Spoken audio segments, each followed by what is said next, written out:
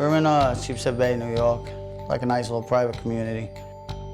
I work in Sheepshead Bay for about the last 5 years. I've worked on a total of 3 different boats down there. He's the first mate, so he does practically everything. Helps everybody on the boat who needs help. He'll come, he'll take care of it, no problem. I work with Captain Dave right now, getting people on the boat. My job is to convince them for the first time. Like, I get a lot of people that never been fishing. Why don't you come out with us for 5-6 hours, you have a good time, maybe you catch a fish, and you get to see the sunset. I'll give you the fishing pole, I'll set it up, I'll rig it up for you. I'll come over, I'll bring you bait, put it on the hook, I'll show you how to let it out if you don't know how to operate it. And it's great watching them because when I talk them into coming out, they come out and they have such a great time. I've gotten people that have never fished in their life and now they've been fishing with me for the last 2 years. The day of the accident, I had just finished working a day trip on the Sea Queen. We're standing outside on the sidewalk of Emmons Avenue. At about 6:30, I heard a bang, a big bash, like a car accident. There was a lady trying to park her car here, basically, with her 2 daughters. People were beeping the horns at her. She got very agitated, so she said she was going to try to repark. But when she put it in drive, I think the gas got stuck, lost control of the vehicle, drove up on the sidewalk, smashed through the barrier here.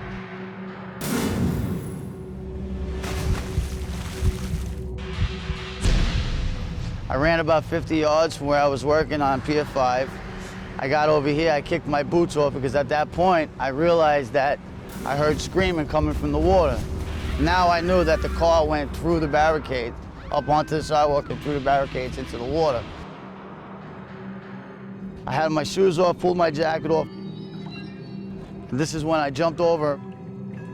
And just jumped in, didn't even think twice. I jumped in the water here, feet first, swam to the car, told the lady that she had to get out of the car because the car was sinking. Took out the kids first because the back window was open, and he took both the kids out first, put them on top of the car. People grabbed them. The kids were screaming, "My moms can't swim." The lady in the front, the mother, the belt was stuck.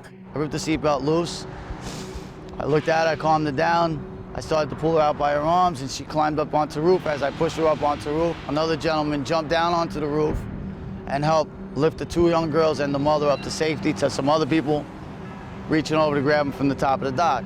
He called me right after and told me the story. I at first had goosebumps, was so nervous.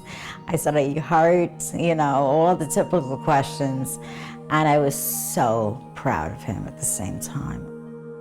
I went back to my boat after I signed the paper for the ambulance that I didn't want to go to the hospital or anything, and I went out fishing. You know, went out that night on the boat, fished, had a good time. I was there, I was able to help.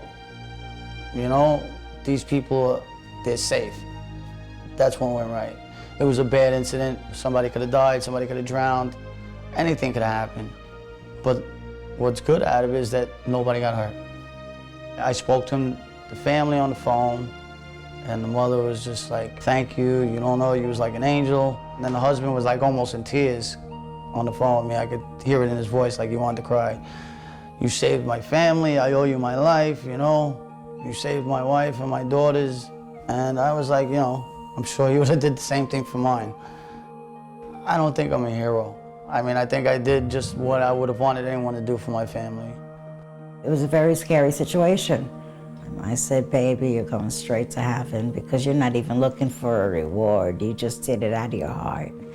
I said, "You're a beautiful person," and I couldn't have picked a better man.